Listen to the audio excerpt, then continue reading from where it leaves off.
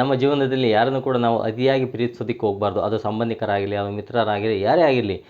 ಎಷ್ಟು ಬೇಕೋ ಅಷ್ಟನ್ನು ನಾವು ಆ ಪ್ರೀತಿಯನ್ನು ಇಟ್ಕೊಂಡಿರ್ಬೇಕು ಅವ್ರ ಮೇಲೆ. ಇಲ್ಲಾಂದರೆ ಒಂದಲ್ಲ ಒಂದು ದಿವಸ ನಮಗೆ ನೋವು ಕೊಡತಕ್ಕಂಥದ್ದು ಇದ್ದೇ ಇರುತ್ತೆ ಅವರಿಂದ.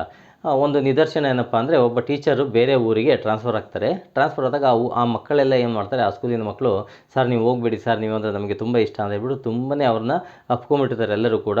ಅವಾಗ ಅವರೇ ಮಾಡ್ತಾರೆ, ನಾನು ನಿಮಗೆ ತುಂಬ ಇಷ್ಟನಾ ಅಂತ ಹೇಳ್ತಾರೆ. ಹೌದು ಅಂತಂದರೆ, ಸರಿ ಹಾಗಾದ್ರೆ ಕೂತ್ಕೊಳ್ರಿ ಅಂತ ಹೇಳ್ಬಿಟ್ಟು ಕೂರಿಸ್ಬಿಟ್ಟು ಒಂದು ಗ್ಲಾಸಲ್ಲಿ ಕೊಚ್ಚೆ ನೀರನ್ನು ತರಿಸ್ಬಿಡ್ತಾರೆ.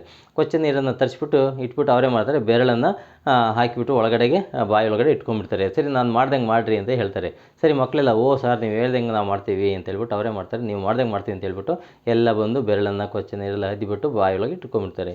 ಸರಿ ಅವ್ರು ಹೇಳ್ತಾರೆ, ಅಲ್ಲ ನೀವು ಅಷ್ಟು ನನ್ನ ಮೇಲೆ ಪ್ರೀತಿ ಇಟ್ಕೊಂಡಿದ್ದೀರಾ, ನೀವು ಇಟ್ಕೊಂಡಿರೋದ ಪ್ರೀತಿ ತಪ್ಪು. ಯಾಕೆ ಅಂತಂದರೆ ನಾನು ಇಟ್ಟಂಥ ಬೆರಳೇ ಬೇರೆ ನೀರೊಳಗಡೆ, ಬಾಯೊಳಗಡೆ ಇಟ್ಕೊಂಡಂಥ ಬೆರಳೇ ಬೇರೆ, ನೀವು ನೋಡಲಿಲ್ಲ ಅದನ್ನು ಅಂತ ಹೇಳ್ಬಿಟ್ಟು ಹೇಳ್ತಾರೆ. ನೀವು ನನ್ನನ್ನು ಇಷ್ಟಪಡೋದ್ರಲ್ಲಿ ನೀವು ಕುರುಡರಾಗಿದ್ದೀರಾ ಅಂತ ಹೇಳ್ಬಿಟ್ಟು ಹೇಳ್ತಾರೆ.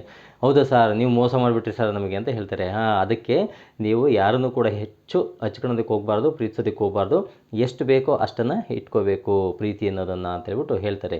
ಆಗ ಮಕ್ಕಳು ಕೂಡ ಹೌದಾ ಸರ್ ಅಂತ ಹೇಳ್ಬಿಟ್ಟು ಅವರು ಕೂಡ ಬದಲಾಗ್ತಾರೆ. ಅದೇ ರೀತಿಯಲ್ಲಿ ನಾವು ಕೂಡ ಅಷ್ಟೇ ಜೀವನದಲ್ಲಿ ಯಾರನ್ನು ಕೂಡ ಹೆಚ್ಚು ಇಷ್ಟಪಡೋದಕ್ಕೆ ಅಥವಾ ಅತಿಯಾದ ಪ್ರೀತಿಯನ್ನು ಮಾಡೋದಕ್ಕೆ ಹೋಗಬಾರ್ದು. ಒಂದು ಲಿಮಿಟ್ ಅಂತ ಇರಬೇಕು.